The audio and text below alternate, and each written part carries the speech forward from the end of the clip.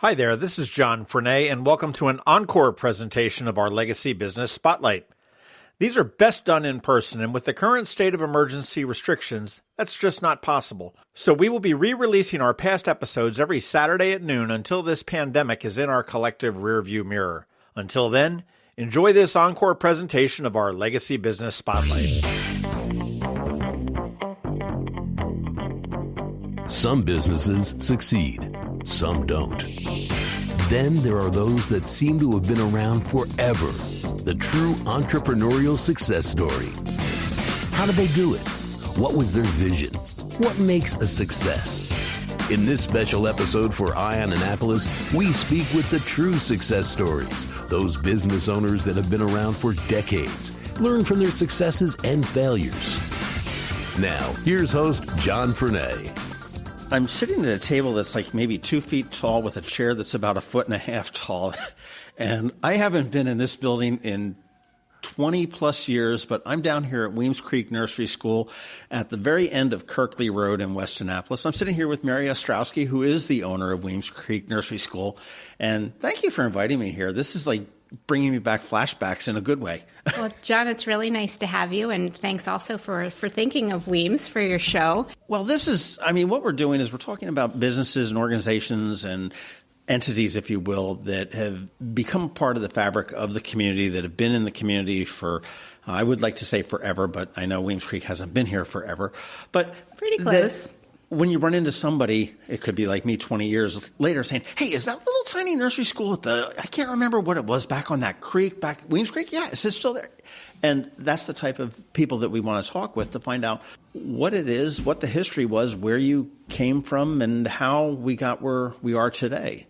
So, but first of all, thank you very much I know you're not the original owner, you're not the founder of this, because the school is much older than probably both of us. It's a little bit older, yeah. It's a little bit older than me.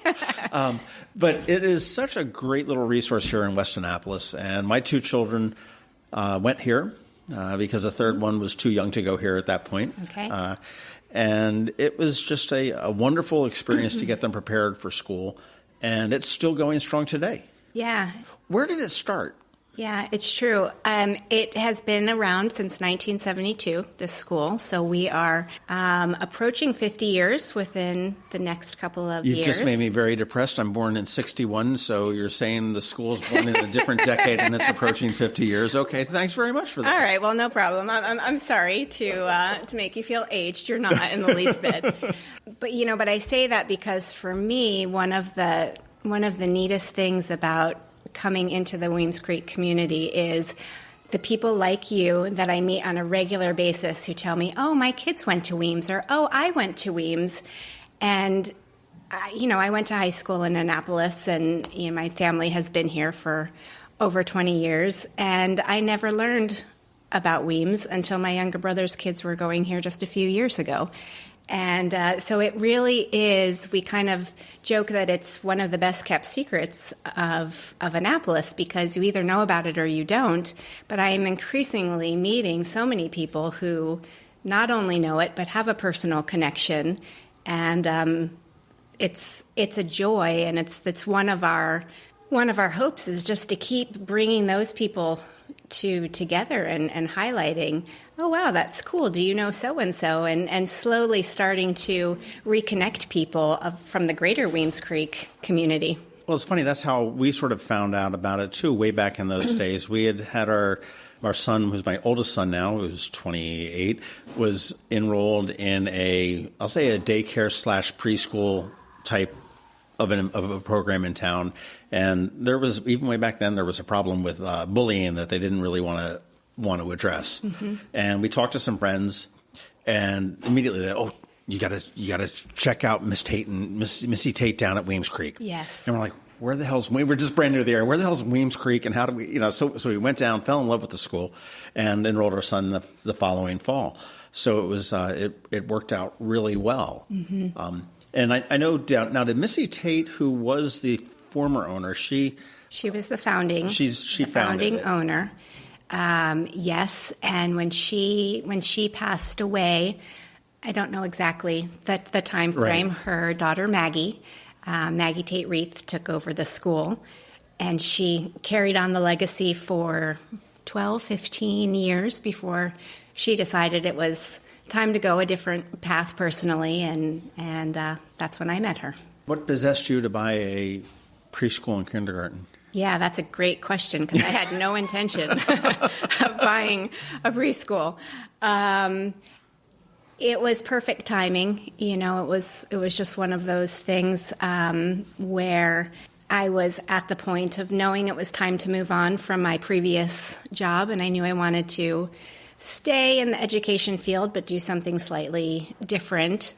And my younger brother, who's part of Annapolis, said, you might be interested in talking to Maggie. His kids have been here at the school.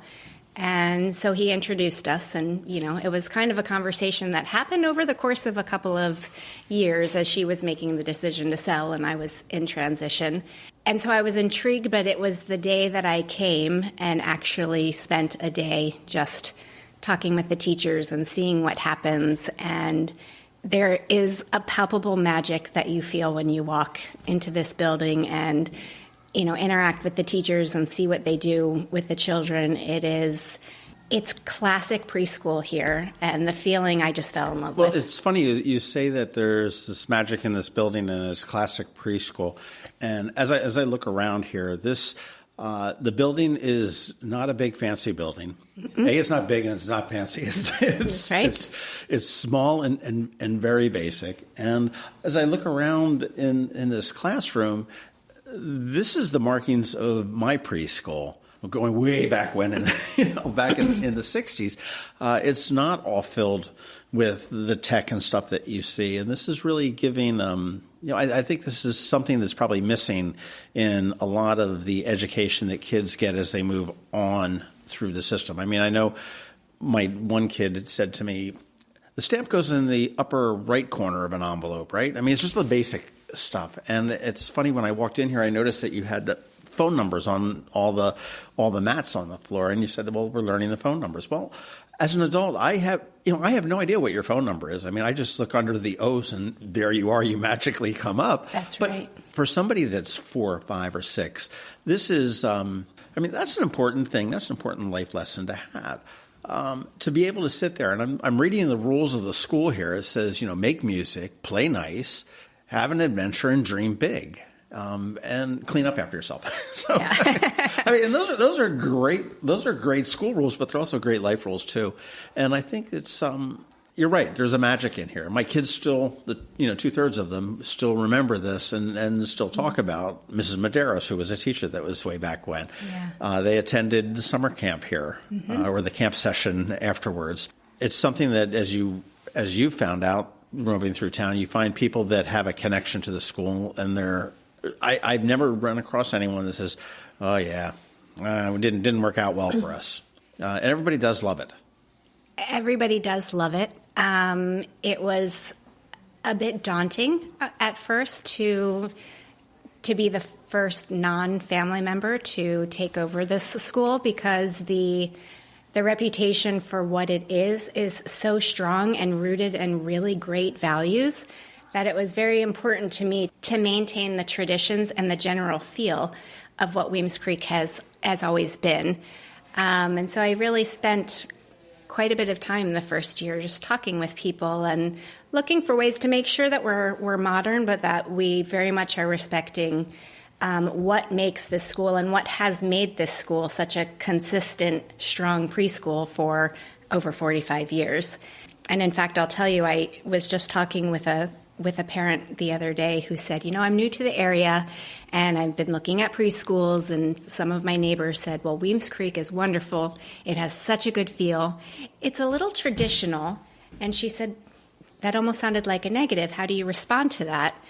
And I said, honestly, I think the fact that we are traditional and rooted in traditions is part of what makes this school so special. We pay attention to what's happening in kindergarten so that we're working backwards and ensuring that our children are ready for kindergarten. But we really focus on the basic fundamental skills that preschoolers need for life and for learning. And in many instances, those haven't changed over the last couple of generations. There's just some basic skills and learning that we all need, and I think Weems Creek has kind of perfected that. So that's what we really try to be consistent with. I know a lot of times when businesses transition into a different ownership, and certainly I imagine it's even more so with a change of family type owned business. But was it difficult for you to come in as the outsider? I mean, we went from a 4-letter last name, Tate, to a really long last name, Ostrowski. Yes, that's right, much longer. The business cards had to be changed, the whole 9 yards. But was it difficult for you to come into this? Yes and no. Yes, in the sense that I was just trying to be very cognizant of listening and paying attention to what has been at the school for years and has worked so well that people like about it. We have parents now who went here as children themselves, and many will say, "Oh my gosh, I remember doing this activity myself," and that's a plus. People like that. So that part I was aware of. I really wanted to make sure that I was doing the overall legacy that Missy started, doing that well. On the other hand, I've been in education in various roles for 20 years, and so I'm confident in what I'm doing and what I'm able to bring to the table, and comfortable with that. So in that sense, it was a natural fit for me. Right. Well, I mean, I visually, through looking through here, I don't see a whole lot of change from what it was way back when. I imagine that there's probably some procedural and processes that have changed over the years. I do believe we had handwritten invoices for tuition and whatnot, which I'm guessing we're automated now. Yeah, that's true. has gone the wayside. But who is Weems Creek for today? Who is the student that's coming in today, the learner? That's an interesting question, and I think to answer that question, I have to talk more maybe about the family than the learner in particular. That is one thing that we believe strongly. We're not just inviting children to our school, we're inviting families into our school community. And so I think that we are a niche for families who are looking to start introducing their children to a school setting. They're looking for a little bit of that structured socialization for their children, but they still have the gift of time, and they like the stepping stone that we are. They like that we are, half-day programs, and that as a 2-year-old, you start just coming 2 days a week, and then you graduate to 3 days a week, and then finally in preschool, it's 5 days a week. And that's important. That's an important aspect for the families, that it's a slower introduction and stepping stone, because kids are in school then for a long, long time afterwards. So they're kind of easing into it a little bit. Well, that makes sense. And it's funny you talk about the different families that you need to know. And I remember that our family, and I say our family, that would be the Weems Creek family, and the class that we graduated out of was very tight, and we still see each other occasionally. I know the kids are still tight. I mean, I can still rattle off 5 kids that my son palled around with, and still does to a degree, that all were here in the pre-K, which was fantastic. Please tell me that you, as the new owner, didn't come in and mess this up. Maypole thing still going on? The Maypole thing is still going on. Okay. Mrs. Anderson has been teaching preschool now for, I actually don't know exactly how many years, because she's been in different. That might be indiscreet to say that. In different roles. She hasn't always taught preschool, but she has for the last several years, and she does the Maypole fantastically. That was always a big treat. That was a big event out front with the with everything there. It still happens. What else? Okay, so we've got a 2-day-a-week program. It's half day. We've got a wonderful, caring staff. We do. What are there any requirements for kids to come in here? I mean, the potty train thing, is that? We have. For as much as we've strived to be consistent, there are a few changes that have happened over the last couple of years. And so our Tuesday, Thursday class, most of the children are starting as 2-year-olds, so they're not necessarily potty trained. Okay. No, and we work hard to partner with parents to help move them along throughout the course of the year. But and by the 3-day-a-week program, they should be potty trained, and most are, which is great. But we have a few things just in general that are changing in the world. Kindergarten is now pretty much just a part of elementary school. It is a full day program. So we haven't been offering the half day kindergarten here over the last couple of years, simply because the demand for it isn't there. Okay. People are looking to go into elementary school and start their kindergarten experience there. Transition. It depends. It doesn't matter where you're going, but the transition is very important, and I agree. I mean, to sit there all of a sudden go from a half day, okay, well, it's nap time, middle of the morning, and at noon, mom or dad comes and picks me up, or get on the bus, or whatever it may be. So all of a sudden, boom, go into it. I know as my kids went through their education, going from middle school to high school, I didn't think the middle school grades really prepared them as well. Because, it was like, okay, so we ramp up. It seemed like the ramp stopped a little bit short of where it needed to be for the high school thing. And then it was like, it's starting to get real now. Yeah. So they had to figure it out. Yeah. And so I think transitions are smart, and I think that probably makes a lot of sense to go to a full day thing. Certainly I think the dynamic of the family has changed. There's probably fewer stay-at-home moms or stay-at-home dads that can afford to do that. There's probably some work-at-home mom and dads that do that. But it's, what do they call it? They used to dinks, that's no kids. Dual income with kids. There was an acronym or something like that where both parents are working. Yeah, and, it's a different dynamic just in our educational system now. And so, without the demand for the half-day kindergarten, the same way we've really focused on just perfecting the 2, 3, and 4-year-old program. But to your point of helping with the transition, one of the other things that we have offered newly over the last couple of years, primarily for our preschool students, is the option of an extended day STEAM program. So for those parents who think, okay, my children are ready for a little bit of a longer day, they can make the choice 3 days a week to have their children stay until 2:15 and do an additional STEAM program. But it's optional, so right. You can, if you're comfortable and you want to just do the half day, 5 days a week as a preschooler, and next year in kindergarten will be your first full day experience, no problem. But if you want a little bit of that stepping stone, we do have the 3-day-a-week extended afternoon, which is nice. Outside of the education in the school, what else do we have? I know that in the summer you used to have a summer camp. We still do. And do you do something for parents that are, on spring breaks, or, do you have camps throughout the year, or is it just the summer? Or we don't have camps throughout the year. We have additionally started adding some extended day programs. So 1 day a week, we'll have 6-week sessions throughout the school year where children can stay for an additional hour and a half. They have lunch here, maybe a little bit of recess, and then they might do a music class once a week for 6 weeks, or they might do a balance bike class once a week for 6 weeks, or right now we have a Spanish class going on. And so there's a couple of those options throughout the school year. Did you say Spanish class? Yes. Are we teaching Spanish to kids this young? If parents are interested in it. Really? That's fantastic. Mm-hmm. Yeah, exposure. Totally was not an option when I was...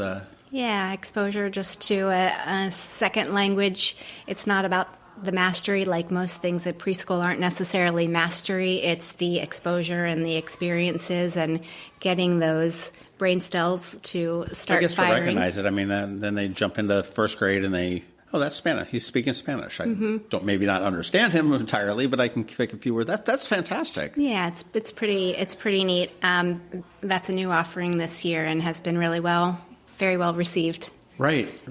Yeah.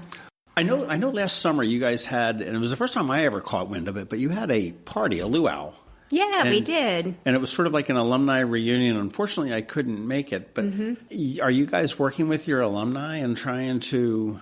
We've got two cool things happening. One is that we have a wonderful parent volunteer group that has formed to support the school, and just a group of go-getters who are committed to helping us maintain what we have and grow and offer cool things, not just for the children, but also for the families. And so they helped sponsor that particular fundraising event, yes.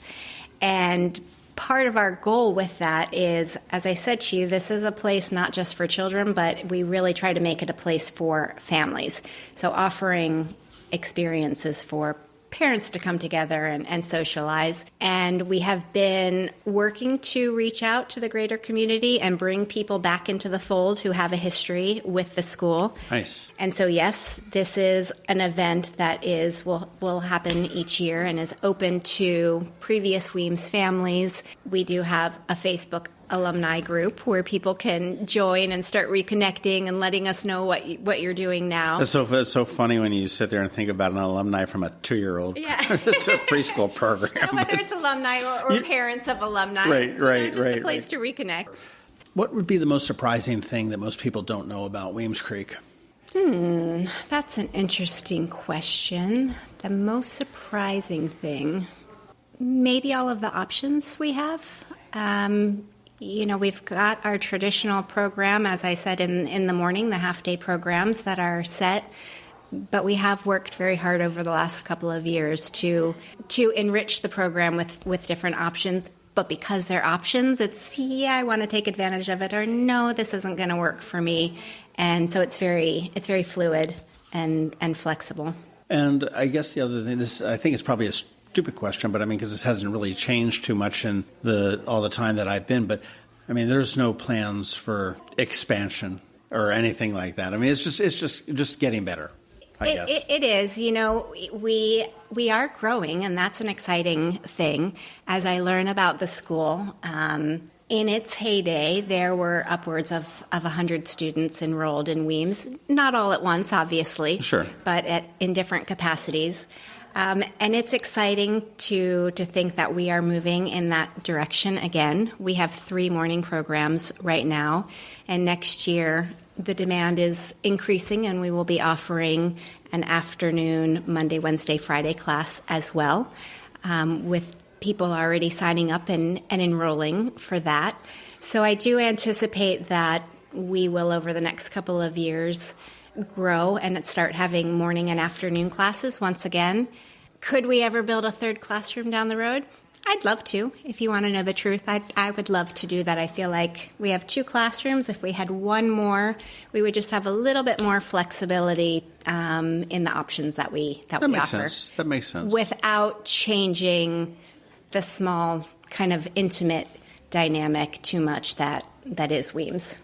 I know you said that it was just a conversation through your brother's children meeting Maggie. Did you ever picture yourself owning a preschool, or at what point? You've got 20 years worth of education background in you. Was this ever on a radar at some point? No, it really wasn't. I was the director of an international style school in Panama for many years, and we served 3-year-olds through 12th grade. And I just sort of reached my point there where I thought, you know what, I need a break. I was starting to feel like I was running a business and getting farther away from the educational aspect, and I was just missing that. So when I decided to resign, I was looking to create a business that allowed me to do some consulting and do some coaching and get a little bit more hands-on with families and education again. And kind of in the midst of all of that is when Greg and I started having this conversation about Weems. And I resisted the idea at first because I was like, I've been there, done that. I don't really want to run a school again. But he knows me well.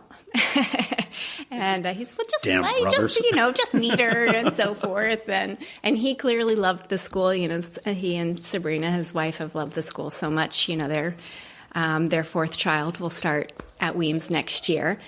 And so then when I met Maggie, she is charming. She sold the school and her mother's vision and legacy very well. And like I said, it was coming and spending a day here. Like there was no turning back at that point. Right. Mm-hmm. That's funny. I remember, as I look around the room, all the different memories that sort of come floating back. I remember the end of the year party at Missy Tate's house out on, I guess it's Horseshoe Point. Is that what it's called? Whatever. West Annapolis. It's that plot of land, flat plot of land off of the bridge. The house isn't even there any longer, but it was, the end of the year picnic. It was just, it was so much fun with all the families that would get together, and it was. You hit it right on the place. It's a very special place. Mm-hmm. What's your favorite thing about coming to work in the morning? Driving up and seeing this little idyllic red brick building and knowing that it's full of little people, inside. I absolutely love that. And the second thing is the playground. The playground, bar none, is my favorite part of this school. All right. Do you ever have a bad night? You go home, you're just like, want to kick the cat and say, okay, I'm going down to the school and swing? Or get on the jungle gym or something. I am known to swing on the swings. That's one of my favorite things to do is swing on the swings. Yeah. You can do that. I remember I was on the board at St. Anne's one time when my kids were there, and there was a heated board meeting and whatnot. And I turned around, I made a motion that we go outside to the playground and swing. And they looked at me like I was on some kind of drugs. And my friend Robert, who was on the board next to me, he says, "I'll second that." And now they had to vote on it. And we went out and we swang, and it was swung. Yeah. But I mean, the fresh air, it cleared the mind, and everybody came back in a little bit lighter, didn't you? And you turn around, and sometimes it's not a bad thing to go back to being a kindergartner. I wouldn't think it's life is a lot simpler of a time, and a few less worries. And I think it probably does people good to be able to do that occasionally, if you can, to a point, and kick back a little bit. Mm-hmm. And the other thing is that, it's got to be, it's a real heady job that you've got. I mean, you've got parents that are entrusting you with the very basis of what at least is 12 more years of education for their kids. And I say entrusting you, but I mean, that's you as well as the teachers that are here and everybody that's in this little red brick building. Mm-hmm. And that's a pretty tall order. And for Weems Creek to have been doing this for 45 years is pretty impressive that it continue to do it time and time and time again. It's well done. I mean, for everybody. You've been here, 2 years now? It'll be 2 years at the end of February. Yes. Okay. So we're coming up. Yes, we are. Ever have bad days when you just don't want to come in? No, I love it here. How loud does it get in here sometimes? Awfully loud. Especially downstairs when the kids are up here dancing and it sounds like maybe there's a herd of elephants up here. Yeah, it's a You don't ever give the kids chocolate bars and send them off to their parents, do you? Well, there was an ice cream party today. I'll tell you, if anybody has any children from age 2 through 5 or so, not yet in first grade, obviously, it's 2s through it. We are classic preschool now, so 2, 3, 4-year-olds, and they turn 5 and then go to kindergarten. Right. This is a very small school. This is a very, I would say, one-on-one type thing, but boy, it's a real hands-on experience for the kids. One thing that I can see here today that's the same as it was 20 years ago is that the love that just sort of floats around in this room. I mean, you can tell between the teachers, and the kids enjoy coming here. There's the squeals and the laughter and everything else, which really was what makes the 4 walls that are in this classroom that we're sitting here. What is the best way to learn more about Weems Creek? I mean, obviously, what your website is, Weems Creek? WeemsCreekNurserySchool.com. We have a lot of information about the programs on our website. We are also on Facebook at WeemsCreekNurserySchool.com and Instagram. But really, the best thing to do is to call and come in for a tour. That's our favorite way to communicate with people is we offer tours any day of the week because we really like parents to come in and see a class in action and to actually bring your child with you so they get a feel for what it would be like. And frequently, kids will come on tours and just sort of mold themselves into the into the class, and and that's the parents great. are dragging them out the front door. Get back in the car. We've got to leave. Timmy, Sometimes that happens. Sometimes that happens, but it's a nice way for parents to see how their children respond too, and that brings a lot of peace of mind if your child leaves and it's like, oh, I liked it there. I had fun. It was fun, and I do think that is the best way to look at any school. It doesn't matter whether you're looking at a preschool or a elementary school or a high school or a college. Or a college, absolutely. You've got to get out there. You've got to look at it and see, because Weems Creek is a very, very special place. You've been fortunate enough to be able to take control of a very special tradition, and I congratulate you on the work that you've done over the last 2 years, and I look forward to hearing what comes on in the next few years with Weems Creek, and churning out alumni group after alumni group. It's just a fantastic opportunity for any young learner, and I think that if you're listening, you have kids that are of that age, or you're thinking about getting kids. I mean, and as we all know, education is a little bit competitive now at this point. Yeah, it is. If you are thinking about having a child, you want to make sure that just get it on your radar and check it out. Kirkley Road, if you come out Ridgely Avenue out of West Annapolis, head toward Bestgate Road and St. Mary's, just after the bridge, it's, I think, the first left. It's and the it's first almost left, like just after the bridge. Mm-hmm. It's kind of like a U-turn, almost turned down. Yeah, it is true. You go down through some woods and you wonder whether you've got the wrong way, and then all of a sudden you get down to the very end and there's this red brick building with a circular drive. Mm-hmm. And I will say there's a bench out in front of that circular drive that my child's class donated way back when, that we were very proud to do as our class gift to Weems Creek. And Mary Ostrowski, I want to thank you very much for your time today. Congratulations for carrying on such a great tradition in the area, and best of luck. Well, thank you very much. I was fortunate and blessed that, the foundation was already very strongly laid for me to come into, and it's been my pleasure and my joy to keep it going. So thank you very much for having me and highlighting this special little place. Thanks for listening to this special podcast for Annapolis. Please be sure to visit Annapolis.net for all your local news, events, and opinions. And in case you haven't already, please subscribe to the Annapolis Daily News Brief, where we bring you your local news direct to your phone or tablet every Monday through Friday at 7 a.m. Subscribe on iTunes or Google Play.